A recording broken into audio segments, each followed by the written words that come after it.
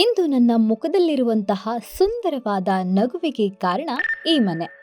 ಕಲ್ಲು ಮಣ್ಣಿನ ಗೋಡೆಗಳಿಗಿಂತ ಹೆಚ್ಚಾಗಿ ಇದು ನಮ್ಮ 16 ವರ್ಷಗಳ ಕನಸು ಮತ್ತು ಪರಿಶ್ರಮ.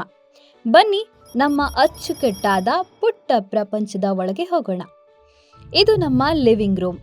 ಇಲ್ಲಿ ನಾವು ಅತಿಥಿಗಳನ್ನ ಸ್ವಾಗತಿಸುವುದು ಮಾತ್ರವಲ್ಲ, ಇಡೀ ಕುಟುಂಬದ ಜೊತೆಗೆ ಕುಳಿತು ಹರಟೆ ಹೊಡೆಯುವ ಜಾಗವಿದು. ಈ ಮೂಲೆಯಂತೂ ನನಗೆ ತುಂಬಾ ಇಷ್ಟ. ಯಾಕೆಂದ್ರೆ ಈ ಕಿಟಕಿಯಿಂದ ಬರುವಂತಹ ಬೆಳಕು ಏನೋ ಒಂದು ರೀತಿ ಮನಸ್ಸಿಗೆ ನೆಮ್ಮದಿ ನೀಡುತ್ತೆ. ಈ ಮನೆಯ ಪಾಸಿಟಿವ್ ಎನರ್ಜಿಗೆ ಮೂಲ ಕಾರಣ ಈ ನಮ್ಮ ಪುಟ್ಟ ದೇವರ ಮನೆ.